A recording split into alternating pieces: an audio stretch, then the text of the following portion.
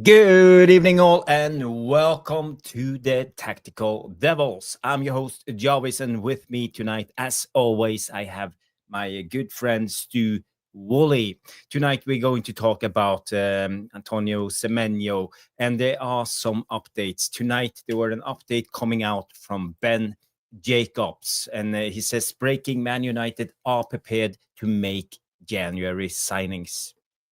That's good news. Bryan and Mbeumo and Ahmad will both go to the AFCON, potentially convincing United to sign another winger, should the right target presents. The club hold interest in Antoine Semenyo. This is according to Ben Jacobs. And to add on this, Fabrizio Romano earlier tonight came out with the details on the release clause. So it says the release clause to get Antoine Semenyo in January is worth 60 million plus a fee of 5 million in add-ons. So Bournemouth would love to keep him until June, because then the clause will drop till around 50 million. But it's not up to them. It's a contracted clause for Semenyo. But the big issue is Liverpool, and they are seriously interested. Stu and I will go through it. We will have guests coming on. Bombaye is coming on the show. And there are other news. We will talk a little bit about Rúben Amorim, the disciplinarian. Yes, apparently he have set some strict rules. Man United are also linked to a Portuguese midfielder, only 15 to 20 millions. We all know him, but he's not in the Premier League anymore. Details will come soon. We will talk about the new Birmingham stadium. Apparently, it doesn't look well, according to sources in the live chat. We will take a look at the pictures. And the Irish hat-trick hero, Troy Parrott, is maybe is linked to Man United. So guys, girls, stay tuned. And for you guys, I have a short intro today. I made a new intro. It's only 17 seconds. So guys, we will be back shortly. And while you wait, smash the like and subscribe if this is your first time on the Tactical Devils.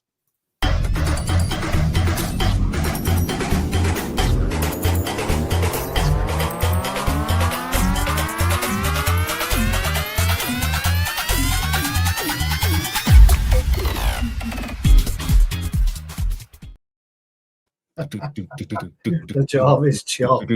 Yes, you saw the Jarvis chop. The Jarvis chop, mate. Absolutely brilliant, mate. Brilliant. It's officially now in the intro for the, I would say, the Thursday show at least. So yeah. I see a lot of people have tuned in. Before we go to my good friend Stu, I just want to say hi to Yalem Almin.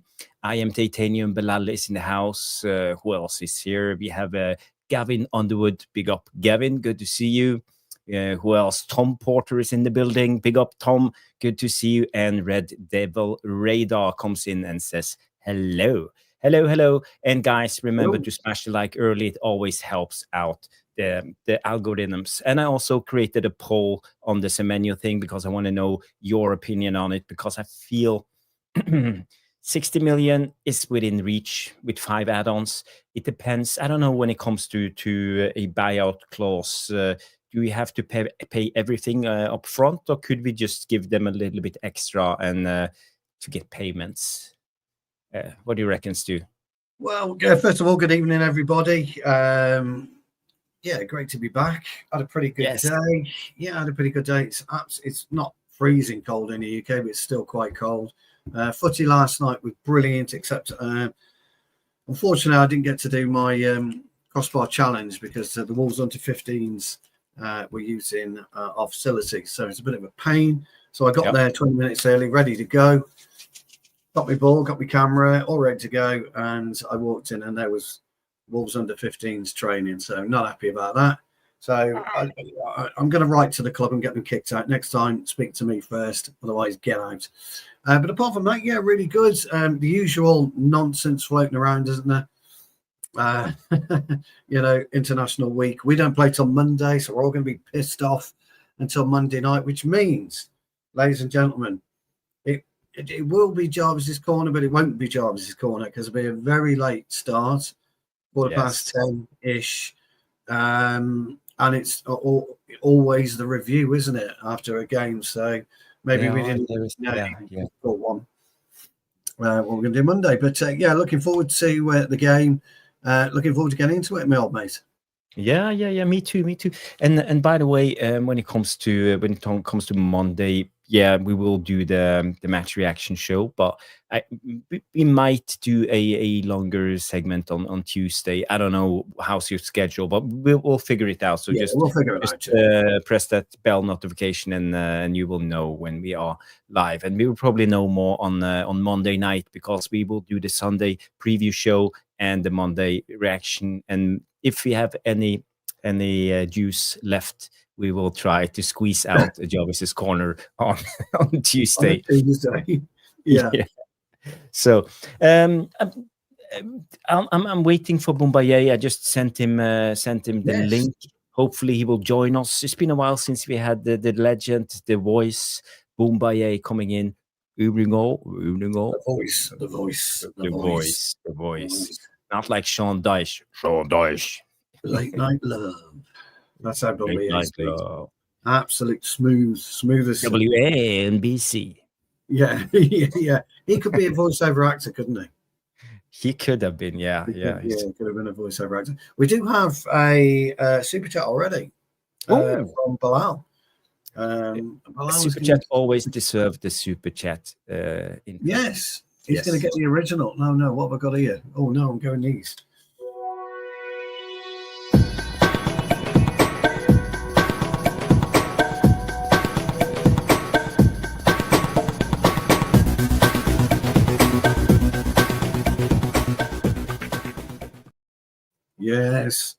Yes. I'm Titanium Bilal with another question, and a very good question as well.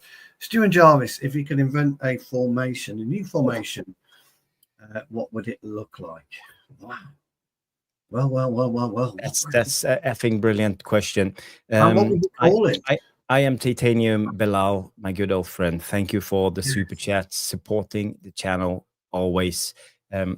I think this needs a little bit of consideration and thoughts before we jump into it. And I promise you, I will put up the tactical board, and I will draw the new formation for you, because I already thought of it. I'm already there. Already thought of it. You've got to have a name. What's yours called? It can't be a 3-4-1-2. You've got to give it a name. Give it a name. So I've already got a name for mine. So I will tell you what mine's called now. Mine's called the Crocodile. Yes, the Crocodile. Okay. Big up Mick. Mick is in the house. I hope you're feeling well. Okay, buddy. Because more stew. Yeah, because it's I know it's a hugely difficult time for you, old friend. Yes. My condolences, Mick. I heard your dad passed away. So I hope you're well, buddy. I hope you're well. It's there's nothing more to say. You just gotta give it time, and hopefully things will be better in a while. Yeah. Yes.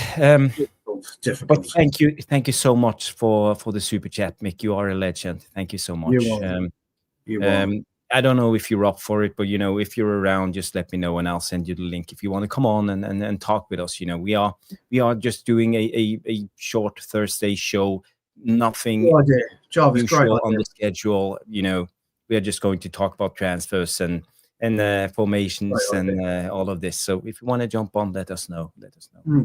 I know the time difference, but it is what it is. Great idea. I just want to look through a lot of comments coming in. Dave is in the house also. Big up, Dave. Good to see you. I hope you're well, my friend. Day 147. Yeah. Guys, girls, while we wait from maybe Mick jumps on and Boumbaye, I want to go through the main topic, Semenyo. I want to bring you this one. I just want to share it to the screen, so for you guys, and I will read it out. Potentially now we know that Semenyo is up for grabs.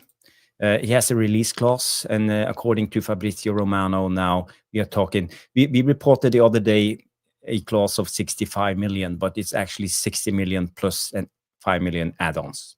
So it's a little bit cheaper than we first expected. And Bournemouth would love to keep him. We know that, but we also know now that it will drop to around 50 million pounds in the summer. And Liverpool are seriously interested. We know that they are looking for a replacement for Mo Salah. Mo Salah is starting to become, I don't know, how old is he now? 32, 33? Salah is about 32, 33, earning Yeah. a lot of money, £300,000 a week. And Semenyo would be seen as the perfect replacement for Mo Salah. We have guests coming on. I see Nuruddin coming in and say, send me the link. I will, Nuruddin. I will send you the link. We will have quite a panel show. Then maybe we should just wait and bring people on, and we can have a debate on the Semenyo thing. I hope it's okay for you guys. Stu, while I'm send the guys the link, could you do me a favor and do a couple of comments? See what shenanigans they are up to. But I want to know what the Crocodile formation looks like. We'll go through that a little bit later. But what I will say to you, Bilal, is it's very snappy. What else have we got?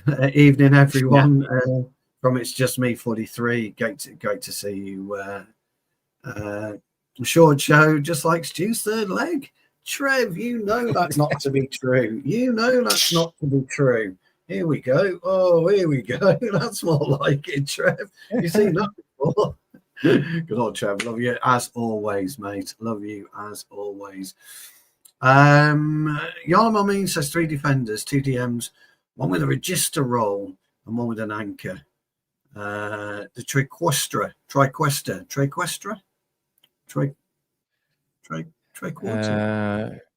Okay, the link is Trenquista. Trenquista, I think it's how it's Trenquista roll. And 2 wingers and 2 strikers. Where one is a type. I think Trenquista roll is the roaming 8. You know, with the roaming 8. Yeah. So it's not something I've come across. Certainly in the never been talked about in all my years of football, that as a role. So really interesting, Yarla. Thank you for that. What else have we got? Big up Nura from Bilal. I'm Titanium. Crocodile formation would have a lot of bite about it. Absolutely, Trev. You've got we can start with the formation before we can go into the topics when the panel might comes on. See with the Crocodile. I'm Titanium. And so first of all, Nura. Yes, we can ask Nora too. He will join us pretty quick. So let's bring up the tactical boards, Stu, and you can explain the formation, and I will try to set it up. So how are you thinking the new world premiere of your formation would be? Yeah, it's nothing major, as you all know, because you can only do so much in a formation. So it'd be 3 at the back. Okay. And those are the teeth. Those are the argh. So you come anywhere near me, argh, I'm going to have you. I'm going to snap you quickly. So what I'm looking for is 3 mobile, real agile, real aggressive defenders. Come into my area, bang. It's like a crocodile. Yes. He waits, bang. So it's like this, or would you have them more narrow? Yes, exactly that. But the idea is to spread between the 18-yard box only. Okay. So spread between the 18-yard box only. Mm-hmm. Okay. Next would be, you won't be surprised to know this, just the neck area. So those are the teeth, and the neck area is my old single pivot. Okay. You know that. Then we got the body, the boldness. So he's going to operate in this area. He's going to operate there. Yes, that's right. And we've got the big body, the boldness.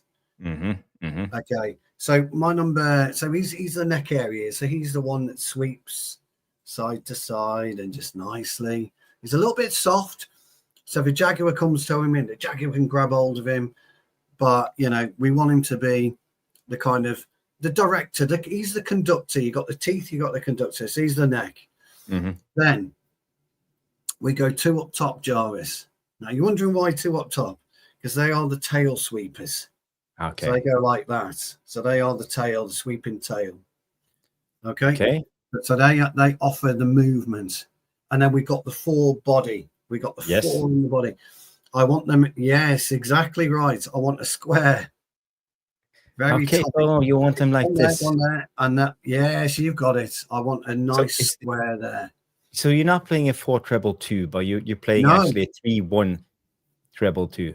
Correct. Okay, 3-1-treble-2. Yeah. Okay. So the reason I want those 4 in, Jarvis, is 2 can spread wide, and 1 can drop in when defending, and when attacking, you can spread wide or drop in. And that's my crocodile. Can you see the crocodilian kind of shape I'm getting at? I can see it. Yeah, I can envision it. Yeah. That's why I call it the crocodile. Absolutely. It just adds bite.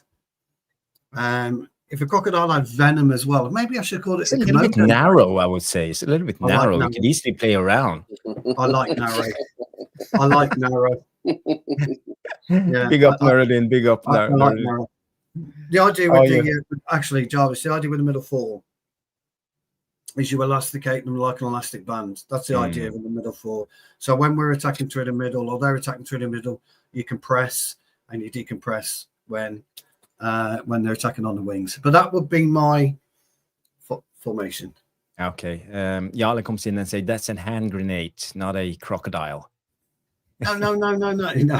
You've got the teeth at the back, you got the neck, you got the body, and you got the tail. All right, you could put Sesko and Cunha on top of each other, and then there's the tail area. Okay. So guys, gotta do breaking news. Sesko is injured. He's injured for a month, 6 weeks. Sesko is, yeah. Sorry, we're just.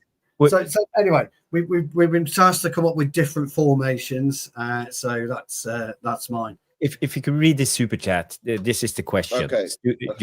Could you invent a new formation? What would it look like? Sorry. So I don't know if you have anything thought out, Noradin, but for me, I like this too. I think it was quite interesting. I can see it working, especially when you play against. You won't lose the central area of the pitch for sure. Correct.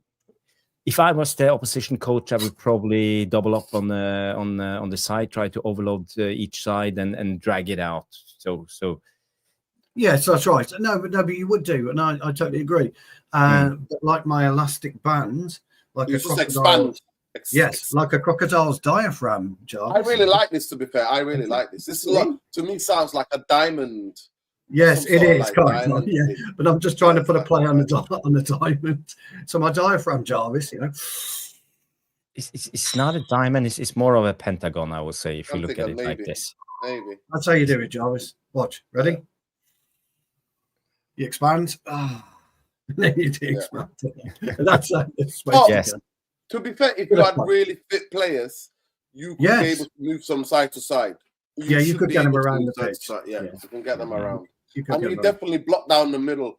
And then when you win possession, the players are close enough together. And I can actually see this moving through the middle. Third. And Jarvis knows that I like a fluid front 2 anyway, or a fluid front 3. Yeah, you do. Area. Hi, Mick. Hey, Mick is in the building. Big up, Mick. Good to see you. Good to see you. Mickey. It's been a while. It's been a long time. Mickey, where are we now? Where are we now? Where do we live? I live in Indonesia and Thailand. No, in Bali. Sorry, Bali. Yes, the land of the gods. Wow. Yes. And the energy. The sunshine, yeah. The parties, the sunshine. No parties for me. Are there a lot of football fans there? A lot.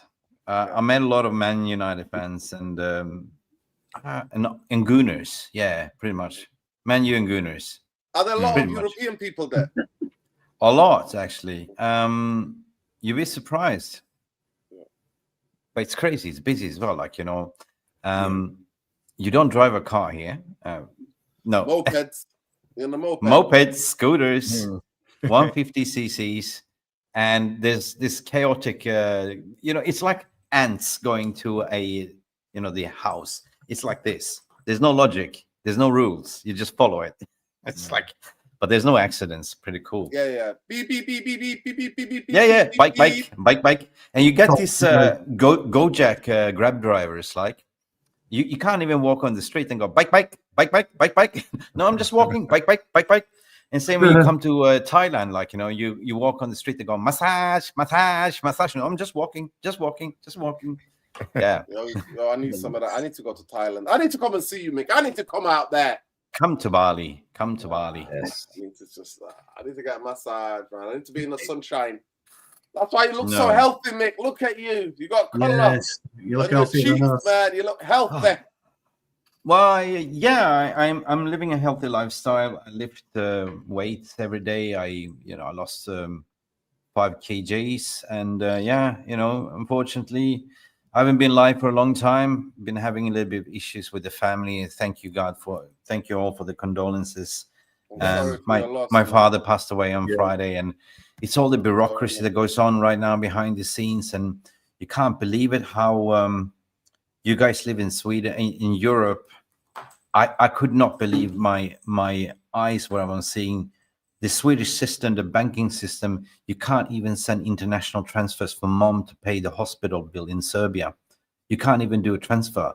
You get interrogated. Where's the source of money coming from? Where are you sending it? You're not allowed. They're blocking it. Not even, and even I logged into my Swedish bank account to do a online transfer. Couldn't. Blocked. They took away the features. Unbelievable. So this whole week I've been just trying to figure out how to send money, because they couldn't release dad's body. He's still in the morgue until you pay the bill, right? Okay. Try to explain that. Unbelievable. Now he has to come to identify it, but he's fucking dead. Yeah. Anyway, so I'm just glad to receive the link, because Talk Football should just get mine on mine. Yeah. And be with you lads. Yeah. And the brilliant Tacticos. Yes, the devilish Tacticos are ready for some Mick Ruby and some Nuruddin and some Stu and a little bit of Jarvis on top. So yeah, that would be great. So I'm glad to have you guys on, and we can start the show, because by the way, Bilal, I will come back to my formation at the end of the show, so just keep an eye out for that one. The news that came out today was this one. First of all, this came out from Fabrizio Romano, and he talked about the release clause to Semenyo. It's worth 60 million now, plus a fee of 5 million add-ons, and in the summer it will drop to around 50 million. And Liverpool are seriously interested. So this is what we know so far.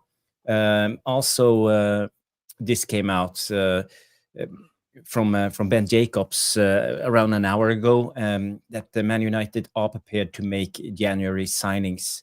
And Bryan and Mbeumo and Ahmad both going to the AFCON, potentially convincing United to sign another winger should the right target present itself. So, and the club holds interest in Antoine Semenyo. This is according to Ben Jacobs. He's a tier 1 journalist, I would say. He's one of the big ones. So, there are reliable sources behind this rumor. So my question to you guys is this the right move? We can start with Mick, and how do you feel about Semenyo? Should we say sign something? Him? Yes, Can please. I say something quickly? Doesn't he play for Ghana? Isn't he going to the AFCON as well? He's Ghanaian. Is he going to the AFCON as well? Ghana, yeah. He's not playing for Ghana. I don't know. I'll look it up. But go ahead, Mick. Go ahead. Yeah. Go ahead, Stu. This, in my memory, was a summer link as well. We were heavily linked to as well. So it wouldn't surprise me that he's on the list. And we definitely need an upgrade from a left back, wing back position. And he's the guy, right? If you look at what we got, we don't have many options, right? Patrick Dorgu was brought in, still learning. He's okay, but he's a little bit suspect going forward, right? I like the attributes of Semenyo because he's both going and he's actually a winger, right? I think he's very, very potent going forward, but he's also very good defensively. Diallo needs to get the hell out of the club, in my opinion. I'm sorry. But if you look at the right wing back situation, we do have, I think Ahmad is doing a great job, but we can't even rely on Diallo, man. We need to bring in more of a senior player. If you look at who is behind Dorgu, what do we have? We brought in Diego Leon. He's not ready yet. He's under 20. under 21s. Harry Amos is doing madness on loan, but we can't. We need more experience, especially come Christmas, right? If we now go on a trajectory and the aim is to get into top 4 in Europe space, we need to invest, right? It is a left wing back situation or position. That was always been the case. 2 midfielders and potentially a centre back. Potentially, but I don't think we need a centre back. But I think it's a good move. I pounce on it. What about you, Nuruddin?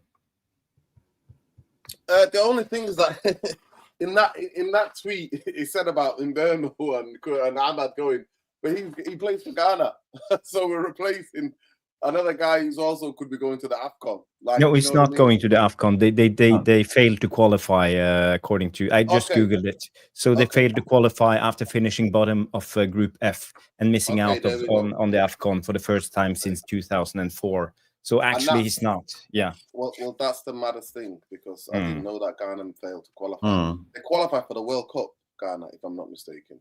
But can you imagine not qualifying for your own, but you qualify for the World Cup? It's crazy. Yeah. Okay, then, for me, I do like him. I think we showed it last night on United Real Therapy. We did a bit of a transfer show last night, and we looked at him and João Gomez, and we looked at who else did we look at? And Matt Gay. So we looked at those things, and we actually got his FB breath and stats and Semenyo stats and everything, and we were shocked about his defensive stats are off the scale. Like for a guy who scores goals, his defensive attributes are, but his passing and crossing is not the biggest thing. It's not his biggest thing, but he's a goal getter and he's powerful in it. He's a powerful runner, and I look at it. I think we don't have that many powerful runners. Do you know what I mean? Like powerful runner. Yeah. Other than, Mbeumo's a powerful runner now. He can run the ball. But I like him. I do like him, but I'm gonna be biased. I'm sorry, because for me the money should be spent on the 2 midfielders. I'm like, but we do, guys. Go we and do get have Elliot Anderson. So if it's Semenyo for me or Elliot Anderson, because I know how these teams move. I know what they're like. So if money had to be spent, I would say go and put everything on Elliot Anderson. I think United can get him for 75 million. Here's the thing. I covered the transfer window in the summer quite heavily. And we ended up with having money, but we didn't go to spend on the midfield. So we have money to spend on the midfield, and we have more money to spend potentially on another position, right? So I am quite certain we will get 1 midfielder and potentially Semenyo, right? So if the right profile is there and the right opportunity is there, Ineos will pounce and get it. That's the way they operate, instead of waiting for the summer, knowing that Liverpool might come in this summer. Yeah. So we definitely need to strengthen, in my opinion. So, and I think it's a better upgrade than Dorgo and everyone else.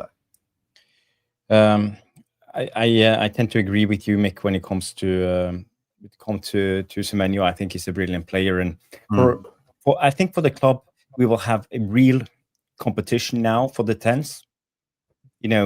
It's not given that Cunha or Mbeumo would play over Semenyo, so everyone needs to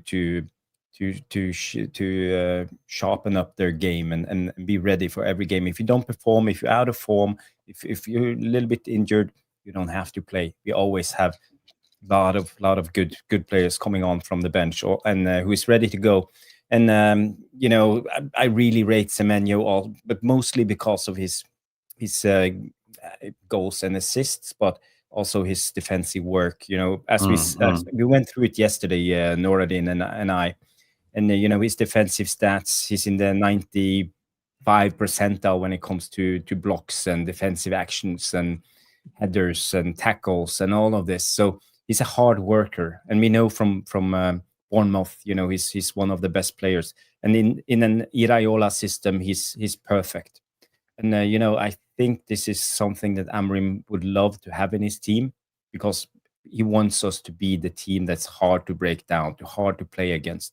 As I said yesterday, we have older. Let's say in the beginning of the 90s, Man United was one of the hardest teams to play against.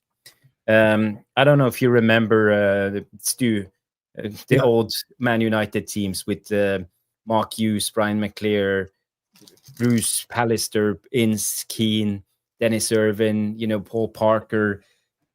It was tough meeting Man United. You couldn't fight us off the pitch, and you couldn't play us off the pitch. Right. Yeah. If you wanted to play football, we will play football. If you wanted to fight, roll. Yeah. I miss. You know what I miss the most is about that. I miss being in that stadium. I miss that. If teams wanted to fight, I remember Wimbledon coming to Old Trafford. With the crazy squad, and just Cantona and everybody, just the tackles were flying. I remember like Arsenal coming to Old Trafford, and the things are flying. But sorry, Stu. I've seen this. To be honest, it's a non-starter for me anyway. We were never going to get Semenyo in January. I don't see him going to Liverpool either until the summer, and the reason being is World Cup. It's World Cup year. You risk having a bad 6 months at another club, not playing, getting injured, whatever, coming out your comfort zone. You don't move in a World Cup year in January unless you're trying to cement your place. He is a cemented player with Ghana. They've got they would have had the AFCON, if they qualified in December. Luckily for Bournemouth and luckily for him, potentially, they don't have that. So he's got to get his head down now and make sure he makes a World Cup squad, because the World Cup squad won't be announced until May time, I wouldn't think. And if he has he comes to United, or he goes to Liverpool, he doesn't play because of Salah and Cameroon get knocked out the African Cup quickly, and Mbeumo comes back and he doesn't play because of Mbeumo, he's going to think, what the hell am I doing? I really don't see us getting an extra 10. I understand everybody's reasoning for it. I don't kind of see us getting an extra 10 at this point in time. If we're going to strengthen in January, we must strengthen the midfield. We have to do that. I don't see Casemiro staying past the summer now. I thought potentially earlier on in the season he would. I don't see it now. I think we'll cut our losses. He'll end up in Saudi Arabia, pretty sure. And then you've got the Bruno conundrum. So I think if he wants to go to Liverpool, fine. He's a late starter, Semenyo is, by the way. He was born in Chelsea. He was on the books of Chelsea, and he didn't really make it, did he? He couldn't quite break through. He's a late starter, Semenyo, but he's an excellent player. He really is a top draw player. He's big and he's strong. He's fast. I agree with Nerida. I don't think his passing is particularly great at this point in time. It probably looks better with the players he's got around him at Bournemouth. But Bournemouth are an extremely hard-working side. We're not quite there yet. We're not as hard-working as we should be. We're not quite there yet as a collective. I'm not saying it's a waste of 65 million quid in January, but it's not a wise move in January either. And that's my issue with it. Can I raise the question? Liverpool almost spent 500 million quid in one summer. Where are they getting the funds from to get Semenyo in January? Because if they're looking at Semenyo, they're probably looking to get him in the summer window. So that's a window of opportunity. I see that some, David Ornstein is saying preferred choice Liverpool X, Y, Z. But if Man United comes in with a bid in January for 65, you think he will come?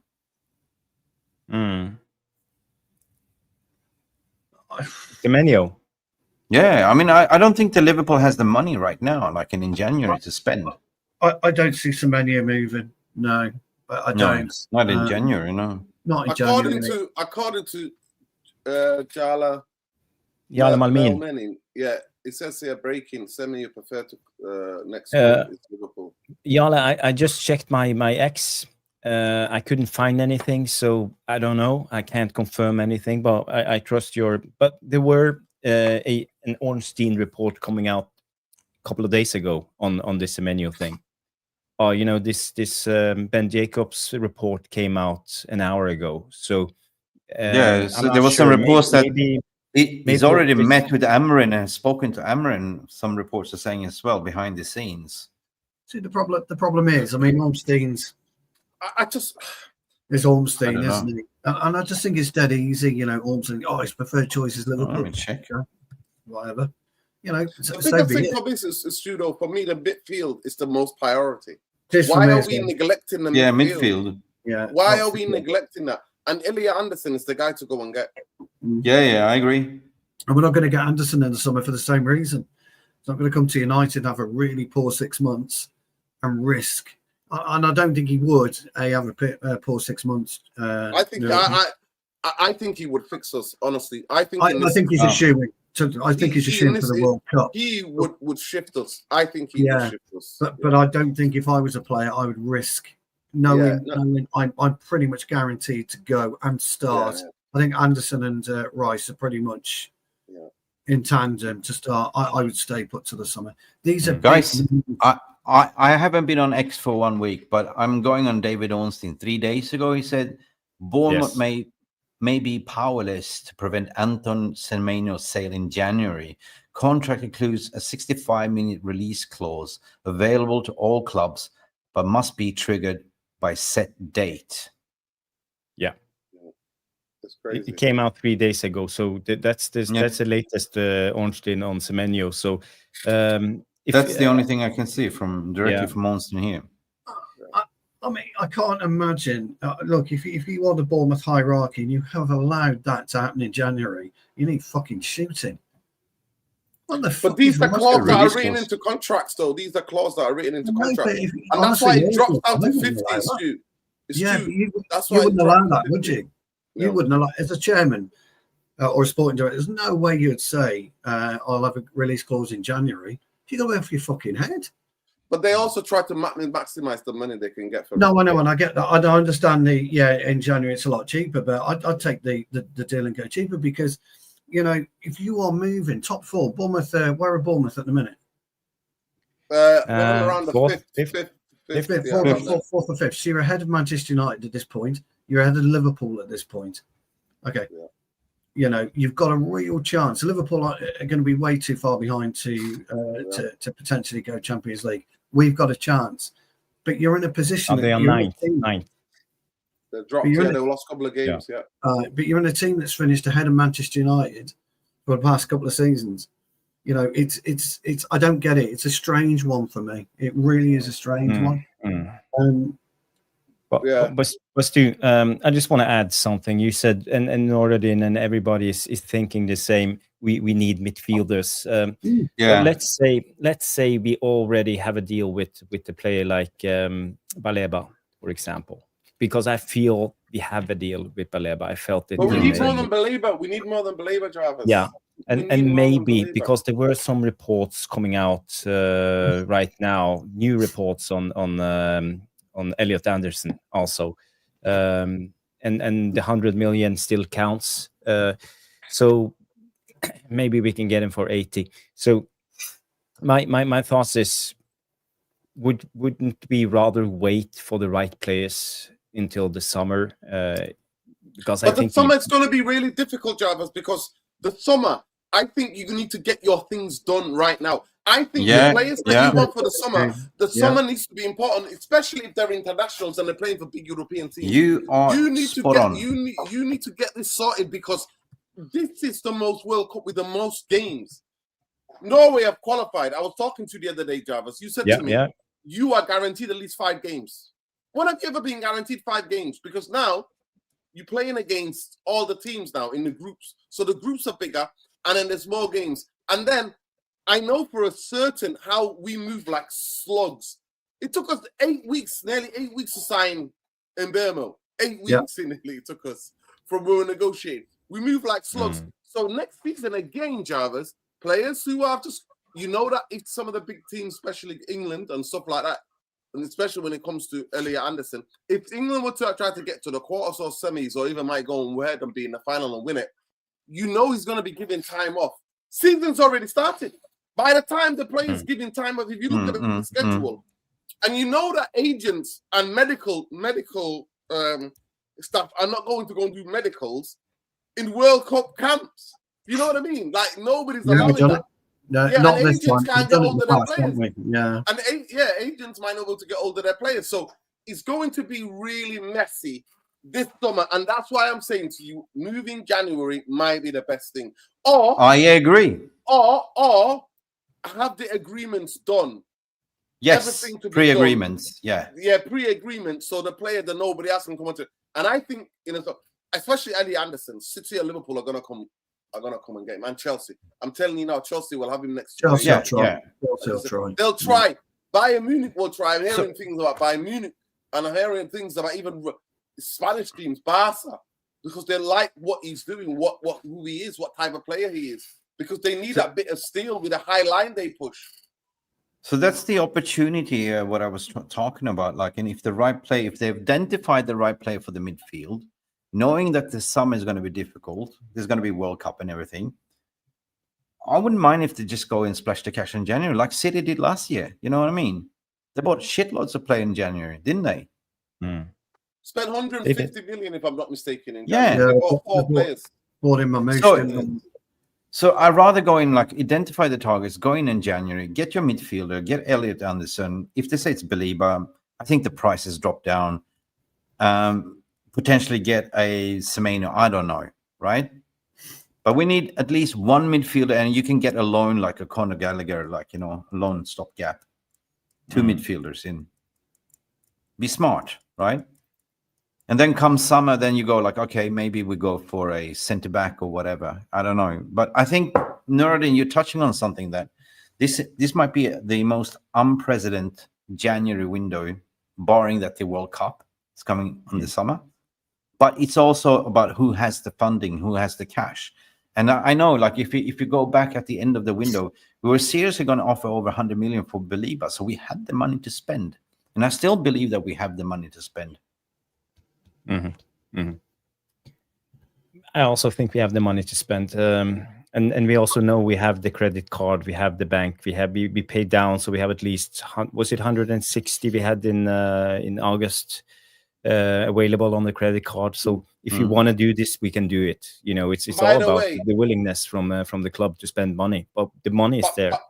By the way, people think we spent 200 million, whatever. How much money we spent on Sesko, Cunha, and Mbeumo, but we also sold about 100-something million. Yeah, true. And we did amortization. Yeah, the issue we're going to have with pre-contracts is, like with Anderson, for example, we're not going to be able to do that without Forest blessing, and there's no way we're going to get Forest blessing in January to even attempt to complete a deal ready for the summer. It's going to have to be done late on in the season because I want to know where they are. Semenyo, again, with his release clause, anyone can trigger that. Anybody, if that release clause exists, anybody can trigger that. So he'll have his choice of clubs.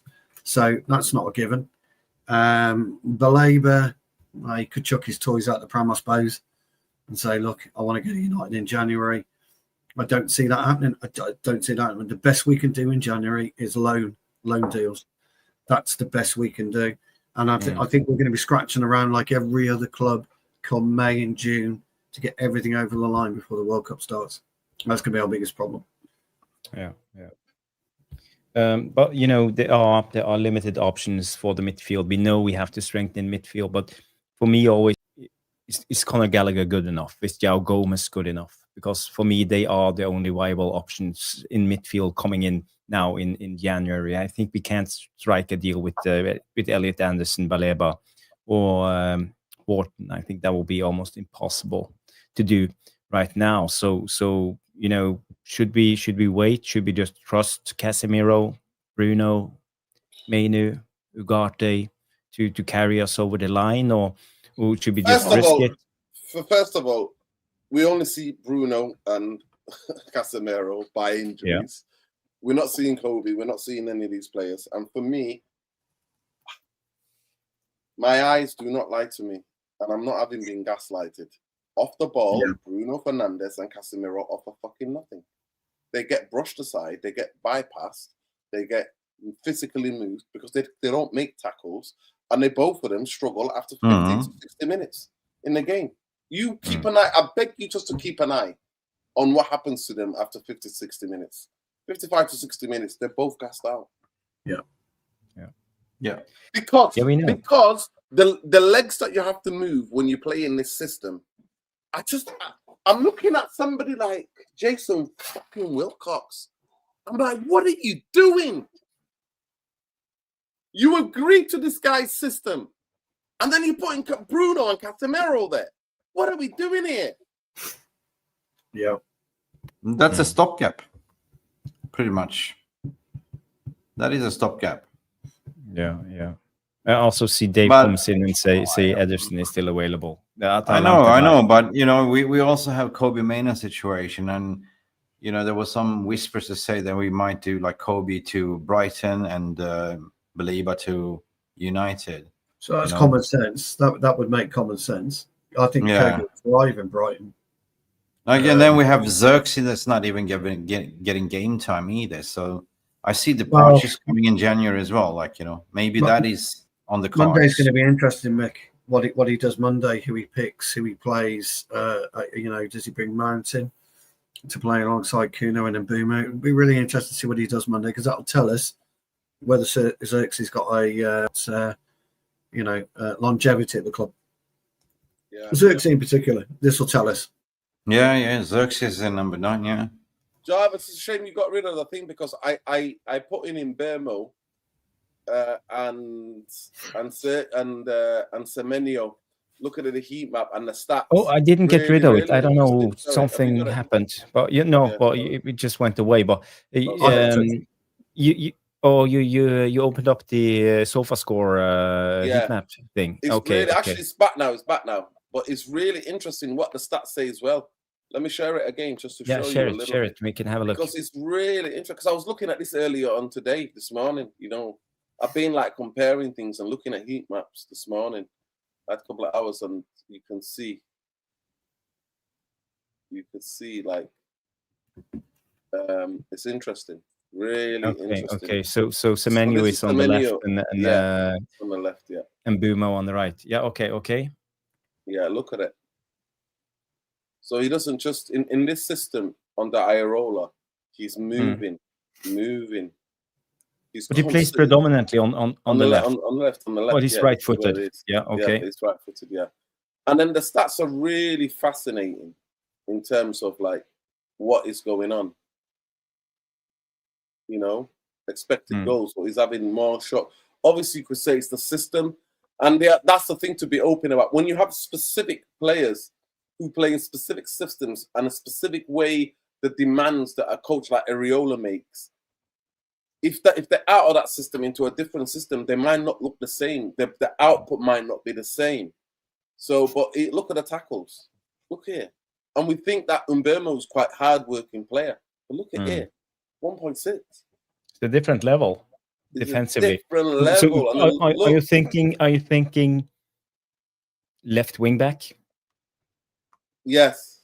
That's what I'm thinking. When I look at him, I'm like, power, left wing back, can carry the ball. He is the type of guy on that right. We need somebody that can come inside and he's got legs to cause chaos and to destabilize midfielders. And then having runner like Mbeumo would be perfect. Ahmad or like Sesko, even people to run when he's breaking lines, to split defenses, to make room for him even. Players away, because he is such a powerful runner. And then we look here, like it's crazy here. Like, look at this.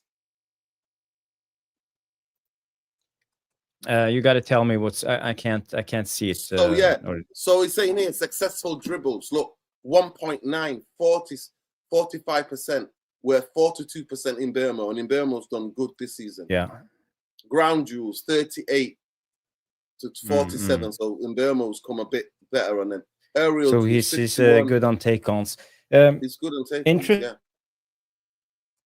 And the best thing about him, like, he's had 2 yellow cards, but he's not a guy who's arguing or one of the. But the assist is really good as well. Even though we think he's not a big passer, but his assist here is 3-1, like this season.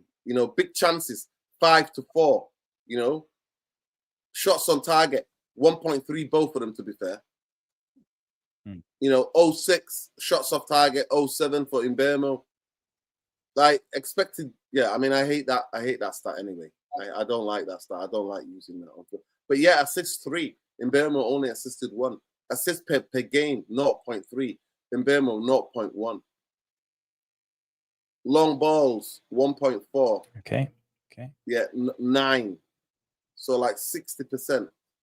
You know, he likes to switch. Well, he's probably deeper on the pitch, you know. And we know that Iraola plays with this mid-block, tight mid-block formation, hard-working. And you know, he basically plays with 4 defenders, 5 midfielders, and 1 striker, and everybody works hard up and down.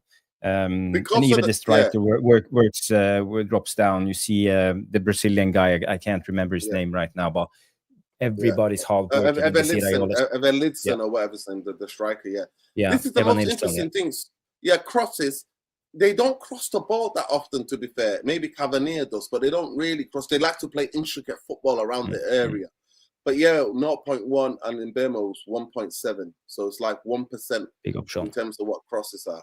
But interceptions is 0.2, Mbeumo's 0.3, tackles 1.6. Like I said, that is a physicality. 1.6 tackles, you know. So for me, he's there, and in this heat map, he's everywhere compared to Mbeumo. But Mbeumo could be because of the way United play the system. But he's everywhere here. Look at this. But you can see the work rate, how much he covers, how much ground he covers. So it's interesting. He's going all the way back. Look, he's here. Look where he is. He's clearing balls here in this area. You know, your winger. I mean, that's what I said. So for me, the physicality and the way he defends, how he looks, he is perfect wing back for me. Perfect wing back. Because he's got the power to barge people out the way. And I'm afraid Diego Dalot doesn't have that. And Dogu's somebody who's just still young, still developing. But this guy looks like he's ready. He's 25 years old. That's the kind of when you're coming into your prime. But like Sue said, you know, the clause is there. But would he think, you know, can I get into this? But it could be an opportunity to come here and do this. But for me, Elliot Anderson is the guy for me that Manchester United. Yeah, Elliot. Don't miss out on him. We missed out on so many midfielders. No, I mean, and I'm always talking about, Mick. I'm always talking about Manchester United. Historically, when we've neglected midfield, we've never been successful. When we have a stack of midfielders, we've been successful. Barring that we had 2 additions looking at Belieber and Elliot Anderson. I think Elliot Anderson was bossing. He was the man of the match when we played Nottingham Forest. So, you know, he's been consistent getting into the Three Lions team. Absolutely bullied everyone. He bullied Bruno and Casemiro. He marked Mbeumo at the game, and Mbeumo didn't. He's the guy for me, man. He's the guy for me. Definitely. Out of all of them, Wharton, Belieber. He's by far the most competitive. Most guy who gives you gives you 7.7 out of 10 most games. Yeah. And he's had 3 managers. He had 3 managers this season already. And actually his stats have not changed that much. He still gives everything. Stu, I know we talked about Mbeumo before we signed him, and actually thought about using him as a right wing back. But what's your thoughts when you look at the Semenyo stats, his heat map? Do you feel it's a viable solution playing him as left wing back in this Amorim system, so we could actually line up with both Mbeumo, Cunha, and Semenyo at the same time? I mean, if you're going to bring Semenyo in at the expense of either Cunha and Mbeumo, for me, it's not the right move. If you bring Semenyo in to complement them in a left wing back position or a right wing back position, then it's a bob-on move. It's the best move we'll make alongside signing Elliot Anderson. That I agree with. He is all over the pitch. He's all energetic. Absolutely. He will have to be disciplined. And I was somewhat surprised, actually, when I saw his heat map cover the whole of the pitch, because under Iraola, you're supposed to be quite disciplined, aren't you, in the position that you play? And I guess that could depend on how the game is unfolding. Is he following a man across the pitch because his man marking him? There could be a multitude of reasons why he's there. So 100%, without question, if he's there to play as a left wing back to complement Cunha and Cunha's power and Mbeumo's power, then I would say go for it. If you bring him in to fight for against Cunha and Mbeumo, I don't think it makes much sense over a midfielder. So that's the decision that the club has got to make in terms of where they want to play him. And I'm with Nuruddin on this. Our midfield is our pivotal area that we must, without fail, before anything else, sort out, because that is our biggest problem. That's our biggest hole, and that's our biggest issue by far. We're not seeing the best of Mbeumo. We're definitely not seeing the best of Cunha with the weak midfield. Once you get a real solid midfield, Declan Rice is the greatest exponent currently in the Premier League of how to support and defend at the same time. He's brilliant in his positional play. He's brilliant with his pass, and he's brilliant with his running and his energy. So Anderson replicates that at Manchester United. Because don't forget, they've got Eze, they've got Saka, they've got Trossard, they've got Gyökeres, they've got, a real lot of firepower, Martinelli, when they go at it, but they're being fed properly. And Mbeumo, Cunha, Sesko, Højlund, they've never been fed properly. And Anderson will come in and he will do that. It's one of the things I like about Labour. I know he wasn't brilliant against us, but if you looked at his parts and his passages of the game, his attention to his positional play, his awareness, he got caught out a lot, but he demonstrated to me way more than what we've currently got in his positional play. So absolutely, if you are bringing in Semenyo to play as a left wing back, 100% do it. Complement Cunha and Mbeumo. Don't agitate them, because we've only just got these two in, and we can't start agitating the players, and we've got bigger issues in the middle. So I think you're right, Jarvis. With the left wing back, surprised me. It did. I didn't see that. I did. Neither did I. When I've watched him, I've never really seen that. Fair play to you, Nuruddin, because that's something I haven't seen. But now I've seen it. Yeah, now I've seen it. I can see an understanding and a way the team could really develop. It's true. Honestly, he tracks back like he naturally. He's this piercing. I don't think even tactically. I think Errol looks at him and says, he's got so much physicality. He just loves to get stuck in. Yeah. I see him like tracking wingers, sliding them out of, you know what I mean? Tackles off the pitch in the corner. And you're like, what is it? And then he picks up the ball and runs. I mean, the goal that showed against Liverpool more in this season, it was the first game, second game, whatever it was. I think it might have been the first game of the season or whatever. But when he played Liverpool, his central areas, he's so good at picking up the ball. And interesting comment here from Sean coming in. United versus everybody. Big up, Sean. I hope you're well, my friend. Comes in and say tackles, interceptions, crosses, pass completion. Dogu is better than Semenyo. Semenyo isn't a wing back in my opinion, and I don't want to spend that much money on rotation, shoehorn players. So that's a fair take. I haven't compared those two, but I see at least what we get is goal threat and something going forward. And bear in mind this Amorim system. I think we are morphing into stage 2 of this Amorim stage. And the thing is, we know Amorim when he played in Sporting, he played with wingers as wing backs. So who knows? Maybe Man United are starting to make sense and sign good players for the right positions.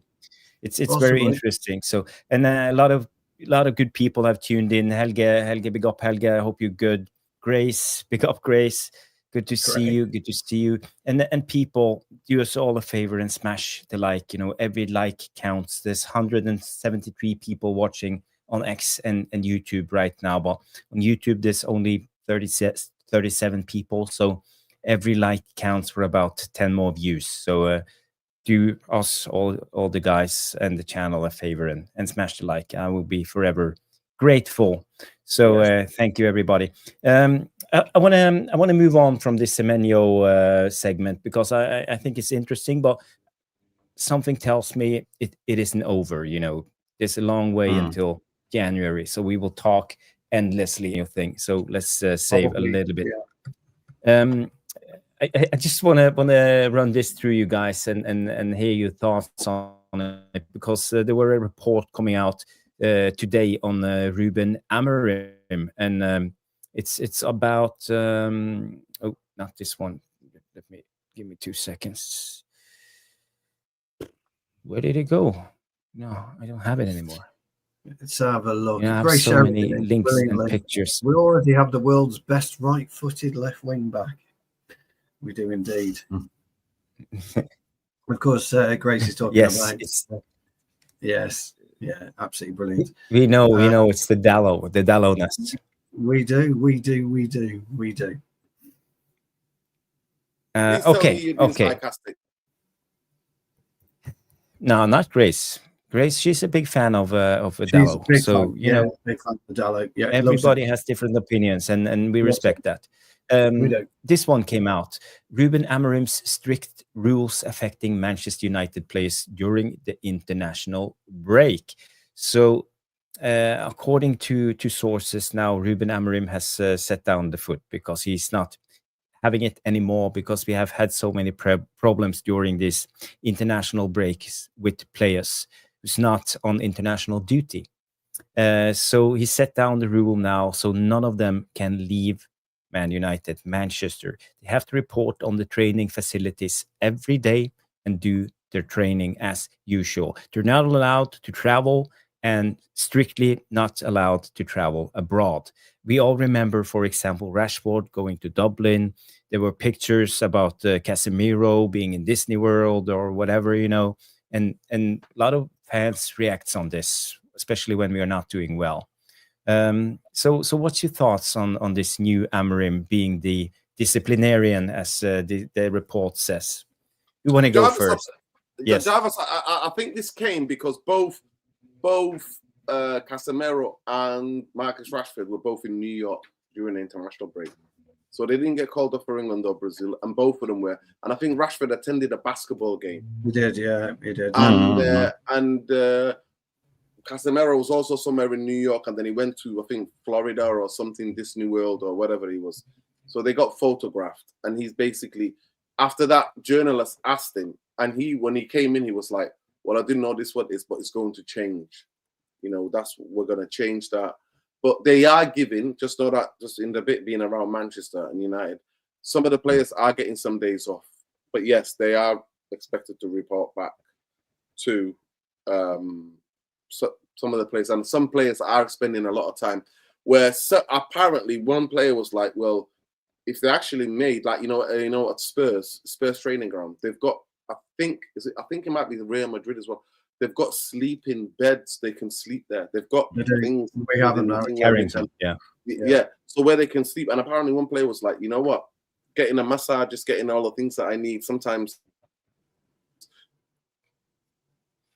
Yeah. And I've heard this through the grapevine. But I'm like, why didn't they build the beds? Like, there should be a building where players can go and sleep there if they want to, especially having intense treatment. Yeah, I think they're onto that now. Actually, no, look, I'm with everybody on this. You're allowed a couple of days off on international break. Everybody does it. You can go back to the 50s, 60s, 70s, 80s. They all had 1 or 2 days off during international breaks if you weren't called up for it. But you go in and you train for an hour a day rather than 2 hours a day. You don't go and train as normal because you can't, because the group isn't there. Or you can go and train with the under-21s if they're in the UK, or the under-18s.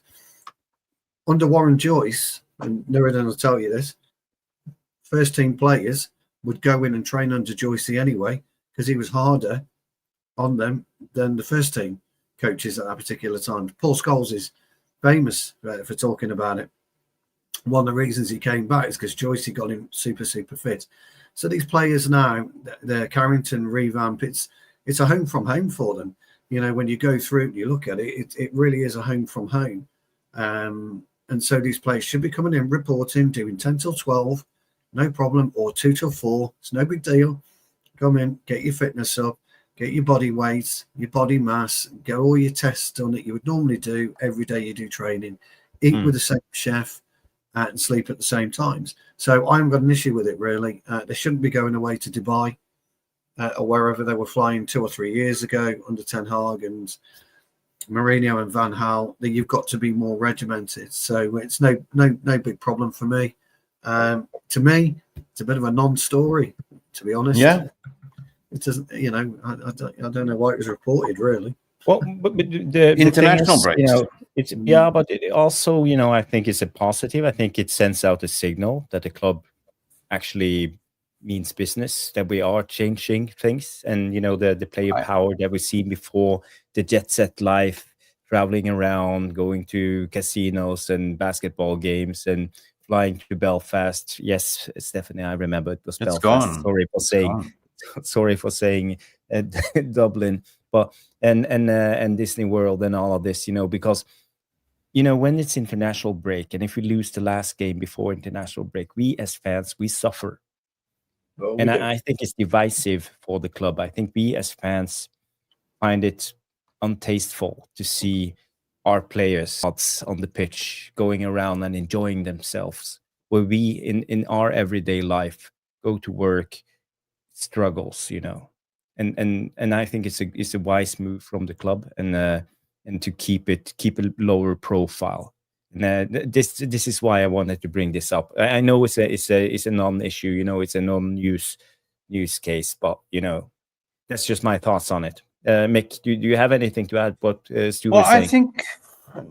I think international break, there has to print papers. I think we already got rid of the bad apples and the bomb squad and Garnachos and all that. So I don't see any issues, any dressing room leaks coming out. So this is very unusual for me. But yeah, I mean, regiment is regiment. Like, discipline breeds, more cohesion within the team, right? One fuck up, everyone is giving them bollocking. And that's why they have the 5 or 6 senior leaders that are leaders in the dressing room, right? Also assembled, the Avengers. So look, whatever players do on the international breaks, if they're not fucking playing for the country, it's the day off, right? I don't mind if they go and watch a basketball game or whatever, because it's your day off, Otherwise, you are at work, working 365 days a week, train. Some people choose to go to warm-weather training in Dubai on the day off. It's normal. But I don't see any issues with the current squad at the moment with disciplinary. I haven't heard anything. Everyone is behaving. So yeah. But Mick, it's almost like on the pandemic, everybody worked from home. Home office. Oh yeah. Working from and home. If you're Boris Johnson, it didn't apply to you. I think a lot of these people just opened up their laptops and said hello, and then went to have breakfast and all of this. But I'm not into anything. But the thing is, let's have a virtual coffee together. And when it comes to training, when it comes to just slacking off 5%, 10%, you're away. Maybe you have a glass of wine at the evening because you're around in a different country with your missus. Maybe your training routine aren't as good, and you drop off only 3%, 5%. But when you go on again in the next game, you struggle to get into shape again, into match rhythm. So for me, when I read that 11 players who's not on international duty have to stay at Carrington, work hard. They have to report in every day, every morning, and do their job. It's fine for me because they get paid a king's ransom. I get it. Maybe they need some time off sometimes, but it's not my problem. It's ridiculous sometimes, isn't it, that you, Jarvis, when you say we've got 11 first-team players who are internationals, that's a fucking disgrace. Yeah. That really is a disgrace. A club of the size of Manchester United in the Premier League, and you've got 11 first teamers who aren't internationals. Amazing. That was quite staggering, that to me. Back in the day, there was only about 4 or 5, wasn't there? We had Maguire, Mainu, Shaw, Xerxes, Sesko, a lot of good players staying home. Amazing. Amazing.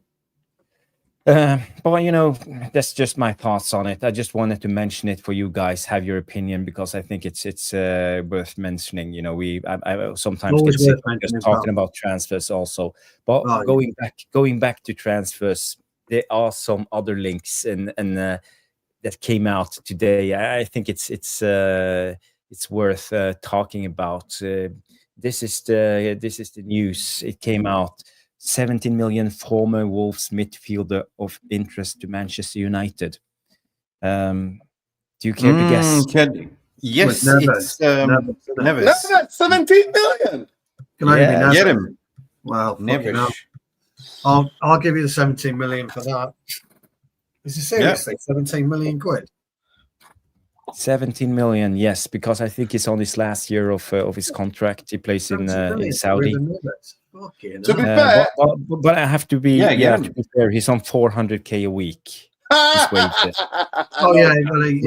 Right now. Yeah, but I think he made his money, right? That was a money move. He made his money. Yeah.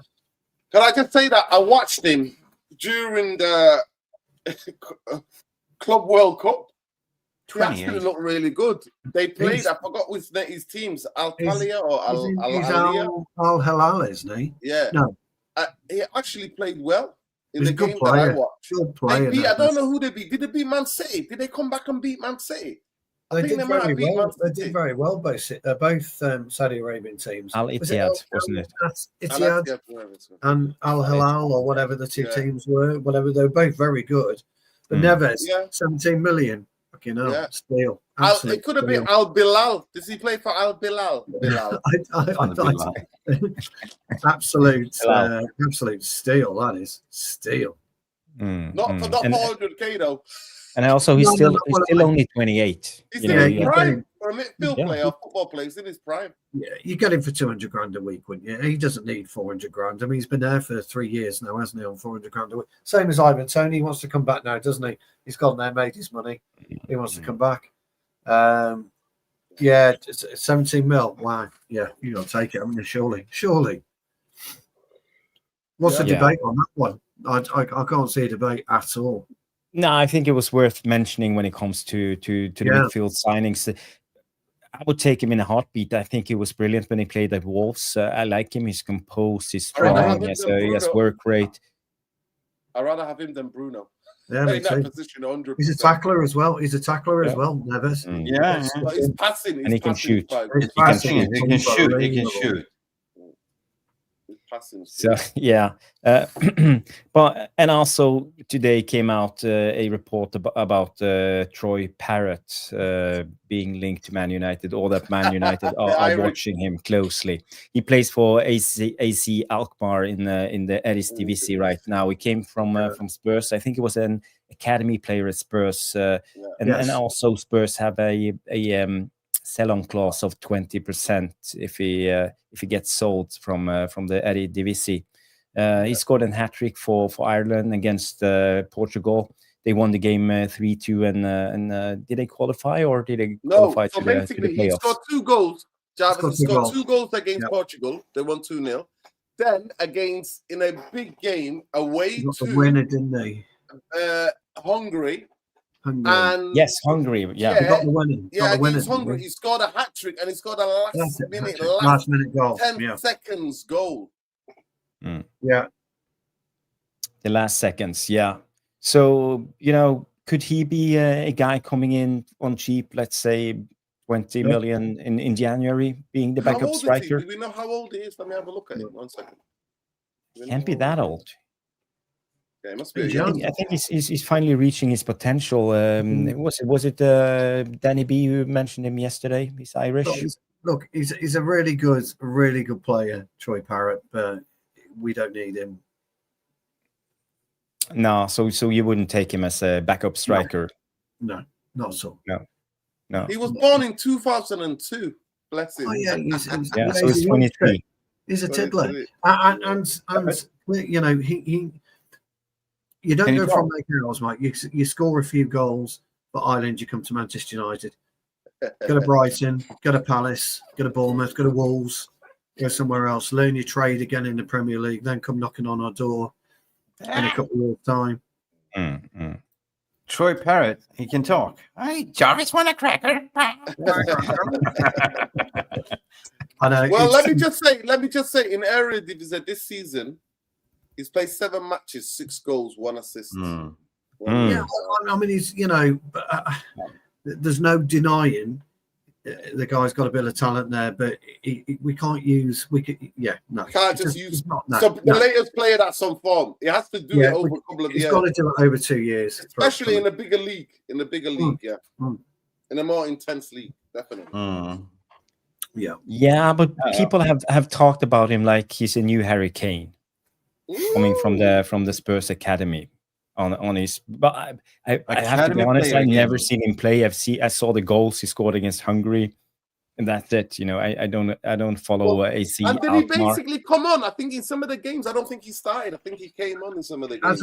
Hasn't he played in the Premier League for Spurs once or twice? Maybe, might. But if you can't make it at Spurs, you go away and you try and make it somewhere else. So credit where credit's due to him. But come back to the UK, try and make it before you get to a club like Manchester United. If we're going for a striker, we need an experienced striker. We can't get for another junior striker. And by the way, we still have Chido Martin as well. Even if Seska's injured, you can play Xerxes and Ichido, right? We don't need another Parrott. Another project. No. Sorry. No, we don't. He left. We can use them in the dressing room, like the Parrott. Yeah. Like the Parrott jokes are just going to follow him forever his career. Really. Get on with it, lads! Come on. He clearly left Tottenham for a reason, didn't he? Whether Tottenham didn't fancy him, he wasn't offered a new contract. Nobody knows. But credit where credit's due to the kid. If they get through the qualifier and they get through to the World Cup, go and have yourself a storming World Cup, That'd be crazy. Go and have a great World Cup, son, and then get your move. Fair play to him, and I'll hold my heart up to him. It's apparently linked to a lot of Premier League clubs also, Stu. Now, Leeds, in the mid bracket and down, almost all of them. Go to Leeds, Villa, so many clubs. Everton. Sorry, I'm reading Helge's comment. We should get a pirate for the Parrot. No, we're talking Pirates of Caribbean, so we get Johnny Depp in there, like. Ooh, Rumble, crazy, right? I'm all for kids getting a shot in life, but if they get through and he goes and scores 7 goals in the World Cup, he's got his right to stick 2 fingers up to everybody, hasn't he, and say, "This is what I can do." Great. Good luck to the lad. But Stu, seriously, good luck to the lad. Let me remind you, in 1996, we had a guy called Ollie. We did. Who played for Molde, and he played an international game for Norway against Azerbaijan, I think it was. He scored a couple of brilliant goals, and they were United scouts on the national home ground for Norway, Ullevål, and they were scouting Ronnie Johnson at the time. Yes. And the scouts were looking at who's this guy? And we brought him in. No one have heard of him. And he came in and he became the legend, one of the biggest legends of the club. So you should never say never. That's just my thoughts. If it's good enough, it's good enough. I don't care if he comes from the Eredivisie or Ireland or whatever. It's good enough. I don't think he's quite good enough yet, but no. Good luck to the kid. I want him to go to I want all our home nations to make it through. So we've got the Irish and the Welsh. They've got the playoff games. I don't know when they are, actually. Do you know, Nuruddin? When the World Cup playoffs are? Do you know when the World Cup playoffs are? You know what? I was looking at the article, actually, because I'm trying to do a video and I'm trying to do research. Yeah, because it's got to be done. It's got to be done and dusted before December the 5th, hasn't it? Before the draw's done. Am I right saying that? Literally, yeah. So basically, the European, the playoffs for the European ones, where was it? Damn, I saved it. Where was it? Oh, but I love him. I want all 4 of it, all 4 home nations to qualify. It'd be the first time. Oh, that'd be amazing. Yeah. And they're in March, aren't they? No, so they're in March, so they're doing it in the new year in March. So it's the first time since 1958 all home nations would have. And I'd love for the lad, seriously, Jarvis, to go and have a brilliant World Cup, get himself 5, 6, 7 goals. And get a really good move, that's what I want for the lad, and hopefully he does. Hopefully he does that. But I really want us all to get through. You know what? I just say this. I don't know where I saved the article. Honestly, I can't find this right now. But I know that's what I was reading. Right, that some of the games are going to kick off really late. So European kickoff time. So some of the kickoffs are going to be kicking off 5 o'clock. Some of the kickoffs are 11. Some games are going to be on 2 o'clock in the morning. Yeah, 11 UK time, you know what I mean? 11 o'clock, 9, 10 o'clock, and then some games are going to be like 5 o'clock. The earliest games are going to be on at 5 o'clock. It's in the US, right? Do you remember the 6 o'clock, 6:30? US, Mexico, and Canada. Yeah.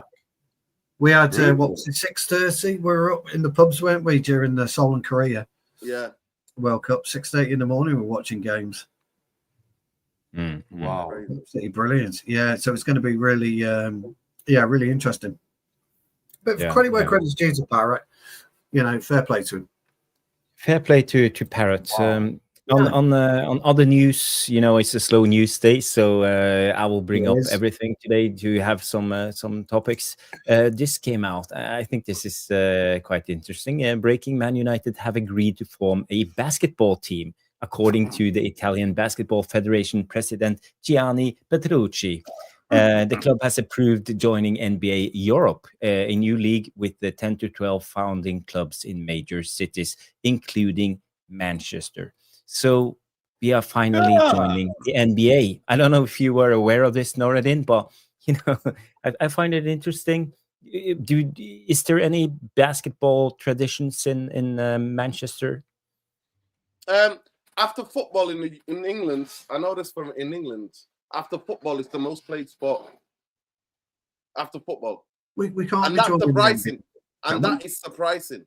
Sure. In England, it's the second most played sport after football. Yeah, the club have approved joining in. NBA Europe. Yes. NBA Europe, yeah, I did come across this. I was going to do a video about it, and I just thought, By the way, I found the article, about the World Cup. So can I just quickly give you some little details, Jarvis? Yeah. Please do, and we can go back to this NBA stuff. Yeah, so to give you the bit of details, let me just go with the most important details, what I looked at. The cities that are hosting the World Cup are Atlanta, Boston, Dallas, Houston, Kansas City, Los Angeles, Miami, New York, New Jersey, Philadelphia, San Francisco, Seattle. Mexico is Guadalajara. I can't say that word. Mexico City. And Monterrey. They're the three cities. Monterrey. Canada is Toronto and Vancouver. The draws for the group stage will be held on Friday, the 5th of December at 5 o'clock. It will take place at John F. K. Kennedy Center, Performing Arts in Washington, D.C. So that is what we're looking at in terms of... The North games will be not that much of a time difference, but if you look at LA and then... LA would be terrible. 6-7 hours. So the tournament... the tournament's been expanded to 48 teams. Usually be around like 30 or whatever it was, but it used to be. But it's the first time. And the tournament's been expanded to include 48 teams for the first time. As a result, it will last for 39 days. Remember back in the day, it used to be like 27, 28 days. Yeah, but 5 games minimum, isn't it? Yeah. I mean, for me, it's going to be like, if it's LA and, Atlanta, it's going to be 12 hours difference. Like, it's going to be mad. Right. Yeah. And if we're speaking about international football, what do you think about that came out last week that they're going to consolidate the international breaks to 1-3 weeks off when they play everything, right? You just kick off the Premier League season, you play 6 games, and then you have three weeks when it's just going to be international footballs instead of having 2 breaks. It's ridiculous. Have you heard about that? No, I can't see that working. I know. That'd be, 1 game a week? International, I suppose. No, they're going to consolidate Nations League and qualifiers and everything in 3 weeks in a row to play the international break. And that's just disruption of every league. I just wanted to give you quickly, the playoffs are going to be with between 16 teams: Italy, Poland, Republic of Ireland, Romania, Denmark, Wales, Albania, Sweden, Turkey, Czech Republic, Bosnia, Herzegovina, North Macedonia, Ukraine, Slovakia, Kosovo, and Northern Ireland. So there's going to be 16, and that's going to be in March. So in March, playoffs will for the 2026 World Cup will take place in March. There are 2 routes of UEFA, 4 places, and the other 4 other confederations have 2 places. So there are 4 clubs, as 4 nations from Europe that can qualify, and 1 for the other 4 confederations, 2 places. So there's only like 2 teams that can. Superb. Brilliant. Crazy. So then you got the other playoffs in different part of the world is Iraq, DRC Congo, right? So Iraq and Diallo will go directly to one of the finals. Bolivia, Jamaica, New Caledonia, and Suriname will be drawn in the semi-finals. So Congo and Iraq are waiting for some of those teams to come and play them for that 1-1 playoff. Yeah. So the first time 8 teams in the list will be home side semi-finals. There will be 6 teams in 2 inter-confederation paths. That is was the draw crazy. today? No, the draw. Say that again. Okay, I don't know. I wasn't aware. Let's see. Draw. I thought draw was 5th of December, surely. 5th of December. Yeah. Oh, was the draw for the playoffs today? Yeah. Yeah. So do we know who Wales have got then? No, we don't. No. To be decided, it says. Yeah. So, yeah. From what I'm looking at. Because I know the draw's on the 5th of December because it'll be live on Sky Sports. Yeah. No, World Cup 2026 playoffs draws: Wales versus Bosnia Herzegovina, Czech Republic versus Republic of Ireland. So the playoffs been done then. Yeah. Italy versus Northern Ireland. Oh. Yeah. Italy. Italy against Northern Ireland. Who did Republic of Ireland have? Let me just scroll through it. I'm okay. So okay, here we go. Let me just take it up here and share it on screen. I found it. I just Googled it. So confirmed World Cup 2026 playoffs. So we have Italy, Northern Ireland, Wales, Bosnia, Ukraine, Sweden. Okay, that will be a tough game for Sweden. Yeah. Poland, Albania, Turkey, Romania, Slovakia, Kosovo. And we have Denmark against North Macedonia. Okay, that's a good draw for Denmark. Against Republic of Ireland. Oh, that's a tough one for Ireland. So we got. Well, it doesn't matter. Then all home nations won't get through because the winner of Wales versus Bosnia plays the winner of Northern Ireland versus Italy. So we don't make it through. So that's a real shame. That is. Yeah, and in the AFCONs and the CONCACAF, Caledonia, Jamaica, Congo, and Caledonia or Jamaica. Yeah. So and Bolivia versus Suriname. So yeah, this is it's complicated, but 5th of December we will know the group stages. Norway is seeded in Group 3, as far as I know. We could, if all results go our way, be seeded in Group 2, but I don't think so. No, that would be a lot of underdogs. I'm gutted for us for Wales and Northern Ireland. I'm absolutely gutted. Yeah. One of them. Can I just blame you? Jarvis, for the draw, the pots are this. So pot 1 is United States, Mexico, Canada, Spain, Argentina, France, England, Portugal, Brazil, Netherlands, Belgium, Germany. Pot the top 2, teams. Yeah, it's Croatia, Morocco, Colombia, Uruguay, Switzerland, Japan, Senegal, Iran, South Korea, Ecuador, Austria, Australia. And then pot 3 is Norway, Egypt, Algeria, Scotland, Paraguay, Ivory Coast, Tunisia, Uzbekistan, Qatar, Saudi Arabia, South Africa. And pot 4 is Jordan, Cape Verde, Ghana, Curacao, Haiti, New Zealand. And in that, we're going to get the 4th. We're going to get the 4 teams from UEFA who qualified. They're going to be in that pot as well. So not Italy, Poland, or the Czechs, or Northern Ireland, or Republic of Ireland. They're going to be in that. And then you've got that one as well. So Uzbekistan, Qatar, and you got Qatar in pot 3. And Saudi Arabia, South Africa, but then yeah. They'll be low yields, won't they? So it'll be quite interesting. I think we'll probably get an easiest group. England, we always seem to. I would love England to be in the same group with Norway. That would be a game and a half. Group of death. That would be. Well, there is going to be England, Croatia, Norway, and that'll be a game. There's always one group of death, isn't there? Always. Oh, wait a minute. Comedy saying Fabrizio Bomba. No.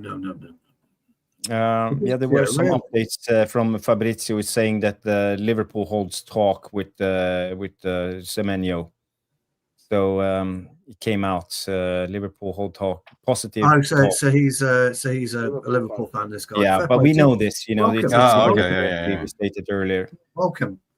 Yeah, so it's basically this one.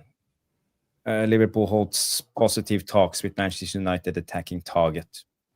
So we will know more about this Semenyo thing, but it could happen. I love the way they use our name. Liverpool hold with Manchester United target. Well, it's the only one that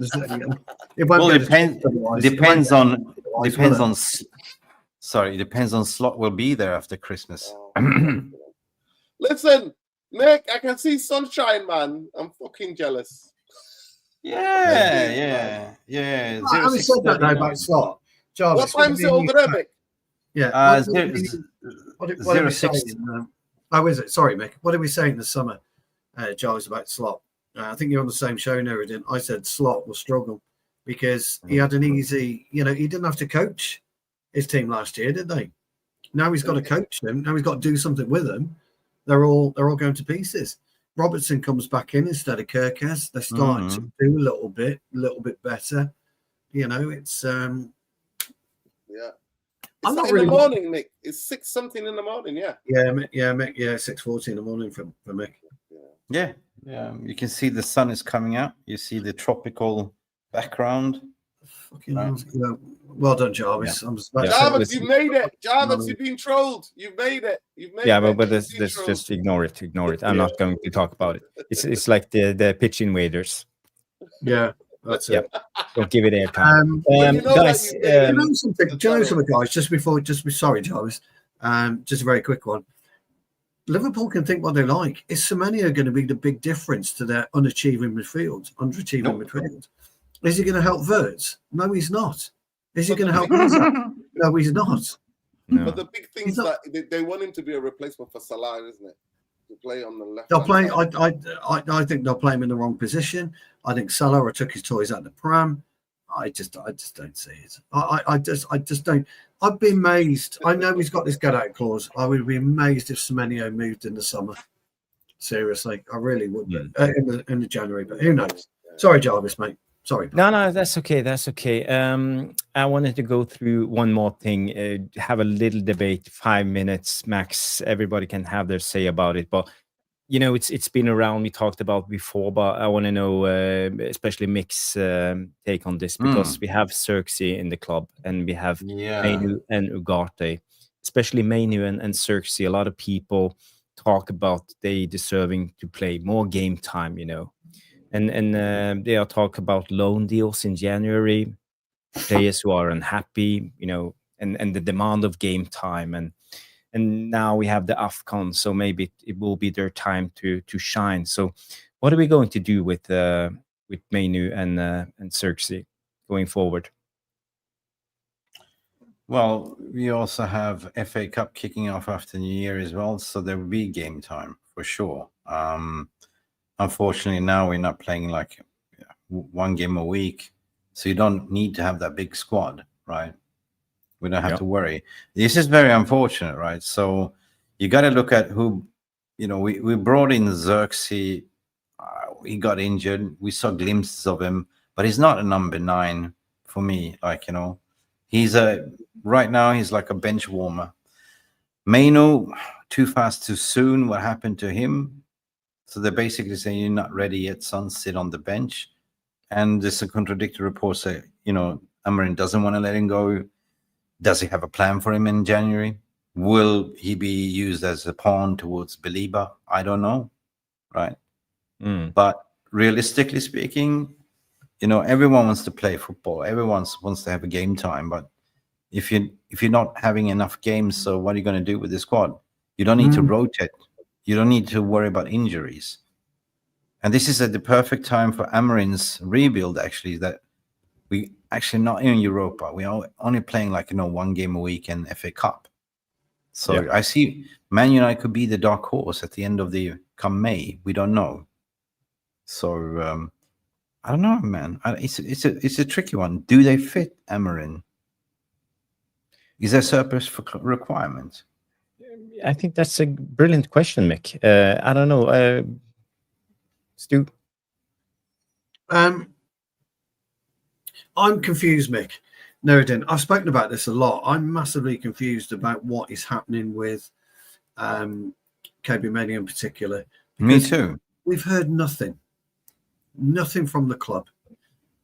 We know the issues that we had with the bomb squad, what we call it. I couldn't work out why they were called the bomb squad, by the way. It didn't make sense to me, but there you go. So we knew there was issues, arrogance, attitude. And I said to Jarvis the other day, and I floated with Jarvis, I said, look, bud, there's something going on behind the scenes that me and you and the world just doesn't know about. And I just raised the point, Mick, is he a bad trainer? No, people will laugh at that because he posts these training videos, doesn't he, of him doing his personal workouts and he's putting the effort in, etc., etc., etc. But is he a bad trainer at the club? Is he late at the club? Does he listen at the club? Does he not understand what's going on at the club? I don't know. The Mania that we're seeing today, can't say because we're not seeing him, are we? But he's nowhere near the player that we saw 18 months ago, 2 years ago. Now, could it be the contract situation as well? His agents, was demanding big money, and they said, no, sit it out, son. Right. That's a really. Could it be that they keep him on the bench to make him hungry? Well, I think it's a good question about money. And I agree with you on that one. And Nuruddin made a point 2-3 weeks ago about the contract situation. But we all kind of come to the conclusion, Mick, he doesn't warrant a contract. He doesn't warrant, what was it, 200 grand a week that he was asking for. He doesn't warrant any of this. So I'm confused and bewildered more than anything, fella, as to what has gone on. What is the issue that is stopping Amorim picking Kobe Mainoo? What is the issue that is stopping Amorim picking Xerxes? Xerxes appears lazy, doesn't he? But that's just, I would imagine, his style. He's languid. He reminds all of us of Berbatov with the same skill level as Berbatov, but without the dynamism of Berbatov.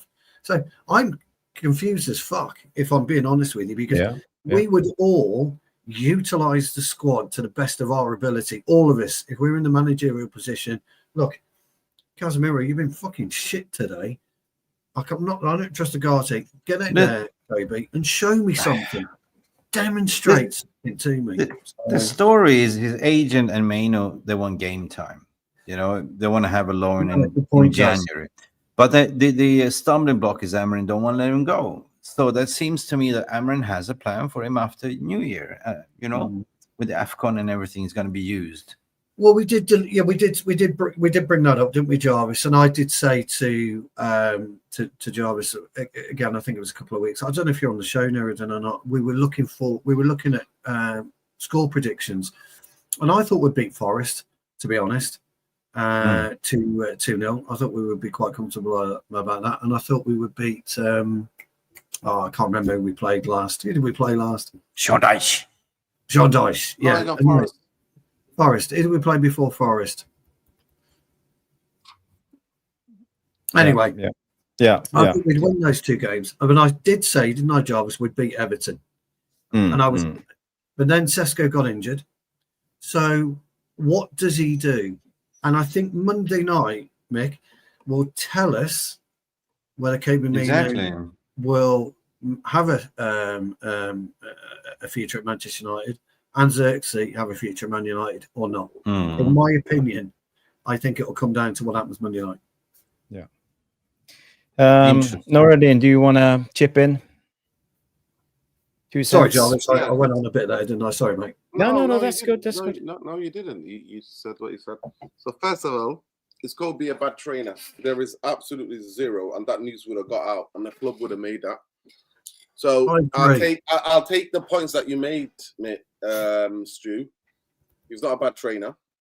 He doesn't cause trouble. He's not late. He's actually customer professional. Yeah, that's what I'm hearing. Yeah, and he he's determined. He would love to go to the World Cup, but now it's gone. It's over because I already feel like Thomas Tuchel has set his sights on Rice and Elliot Anderson, and on form. They deserve to play. 100%. They're a shoo-in. They're a shoo-in. They're picked. Yeah, if injury aside, they're a shoo-in. I also take something with the point that Mick made about it's too soon, too long. Manchester United have never been a stable football club for a long, long time. The mismanagement and the burnout. Not even just the burnout, but the way that we mismanage young players. We're not a stable enough football club where we know what to do with young players, because we chop and change managers, we chop and change styles. And for me, the classic examples are Martial and Rashford, the way they were managed. And then people are shocked that they end up being who they are. That's just a classic example. The point that I want to make about Kobe is that all of you who play football, you understand that at top flight football, you need 4 or 5 games to reach your physical peak to be match fit. You can do all the training that you want to do. And there are some players, we've seen it even in our own teams. Yeah, we've seen there are players who got injured we've played with who are out for ages. They come back in like they've never been away. The touch, everything's there.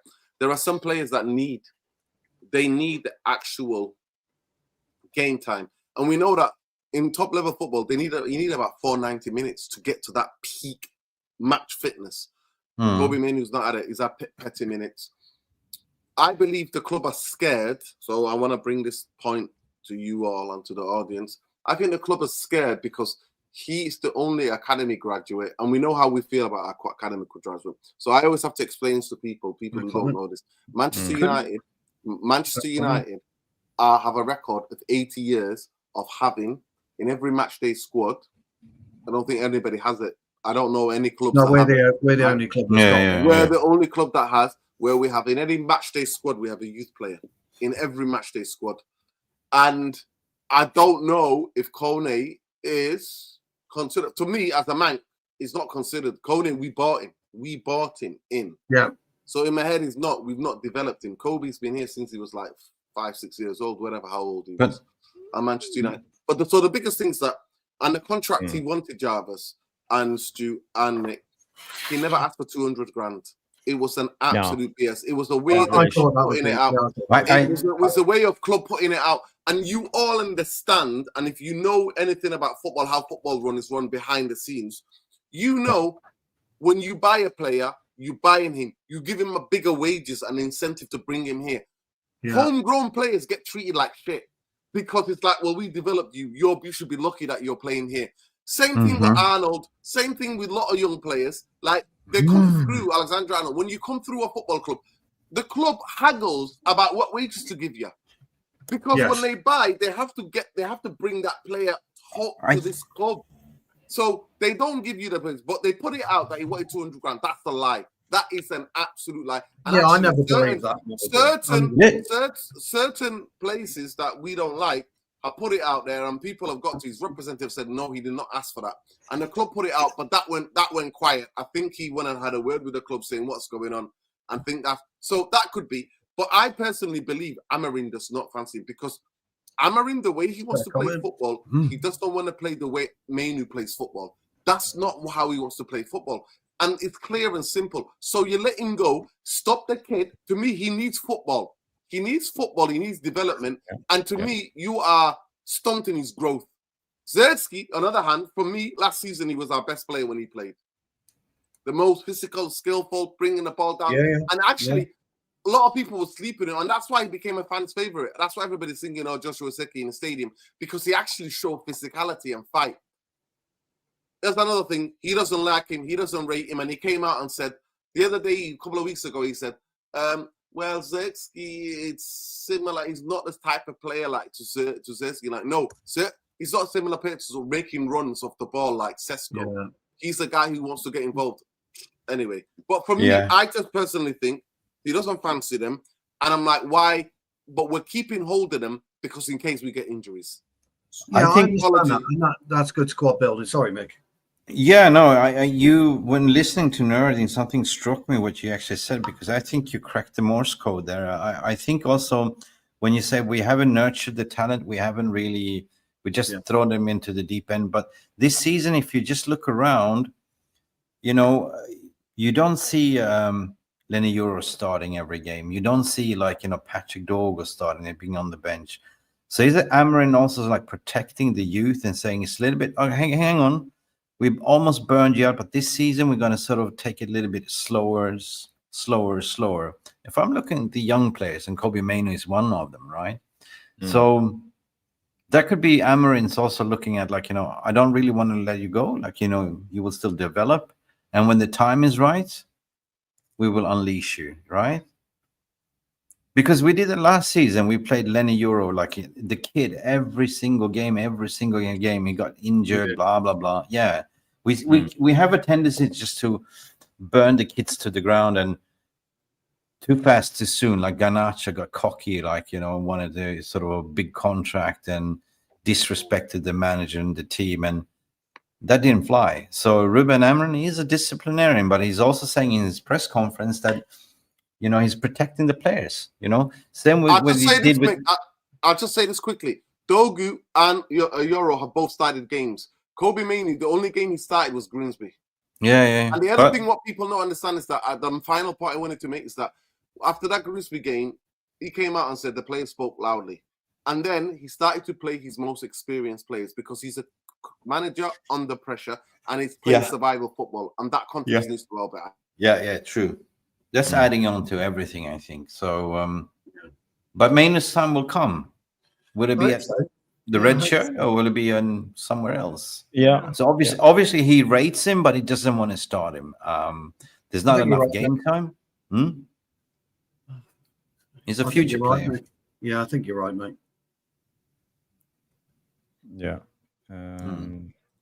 Okay, guys. I know we're not going to cover the Mainoo Circus thing anymore. We have talked it to death. Yeah. But for me, to sum it up, I'm thinking, as a player, you are in a competitive environment.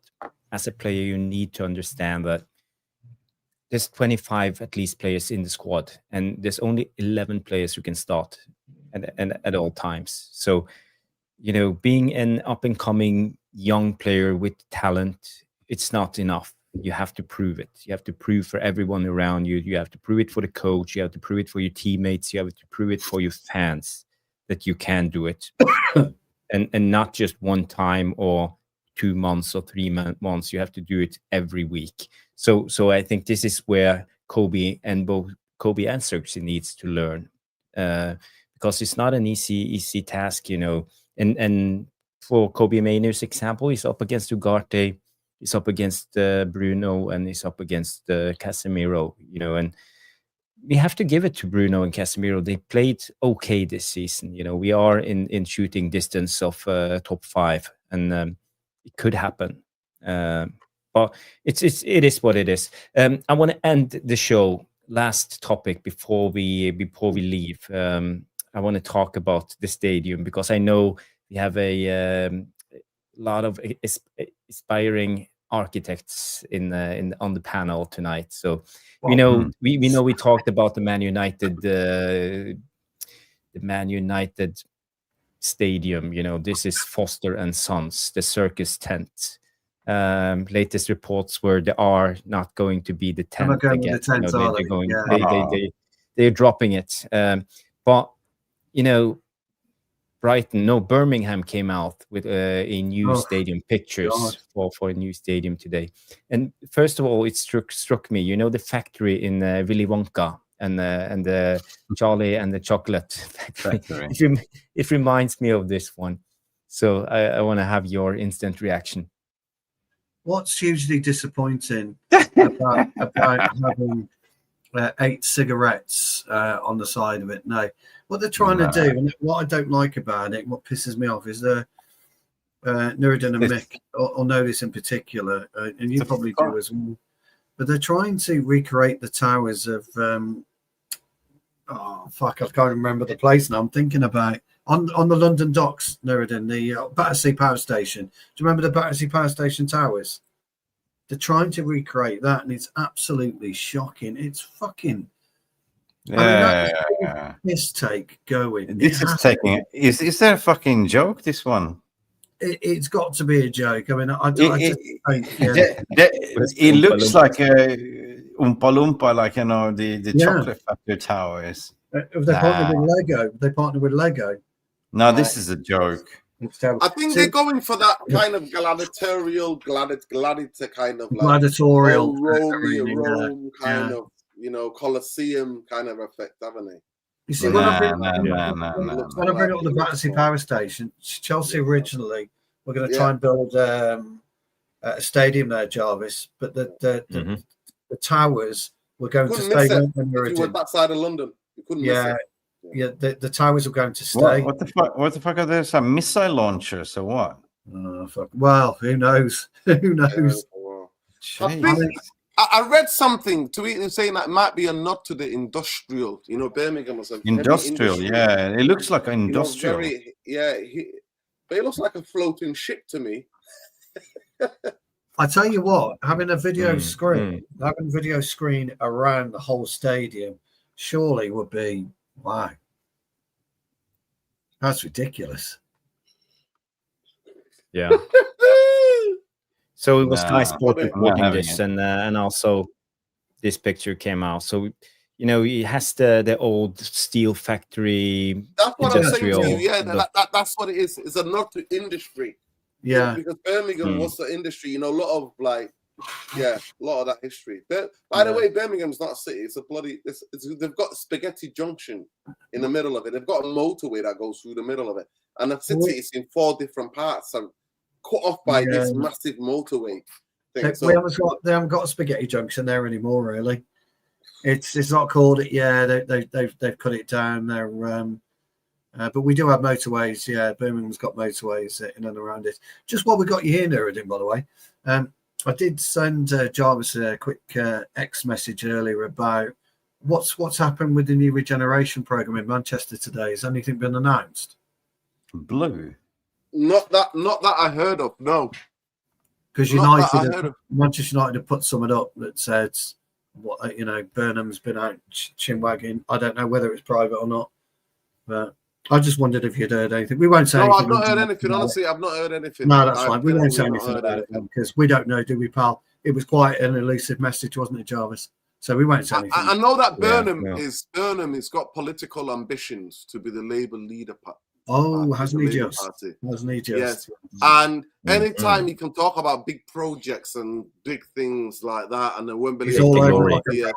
He's all over about it. He's all about that. So he's an Evertonian. Those who want to know, he's a big Evertonian. He's a big Everton fan. Yeah, all over it like a Russian Burnham. Yeah. But the biggest thing for me in terms of economically, it'd be a very difficult thing to push the full. I think it's going to be years. It's going to be done more time. And the last thing that I heard about the Manchester United Stadium, because they said that it was going to be ready in 5 years. So they said 2030, and now they're saying 20. It's going to be 2030 or 32, something like that. That's what I was reading. So already a couple of years, not. Well, I mean, they've closed the deal, haven't they? They bought all the land that they did. Yeah, because they did that deal, the final deal with Freightliner. With that company from Liverpool, and somebody was saying it was Liverpool that holding that back because their head office in Liverpool. They wanted a couple of $100 million, but apparently United have settled it to some sort of thing. That to make the stadium. It was quite cheap in the end. Yeah, it was quite cheap in the end. Yeah, they wanted some stupid amount of money, but no, they didn't get anywhere near it. Mm-hmm.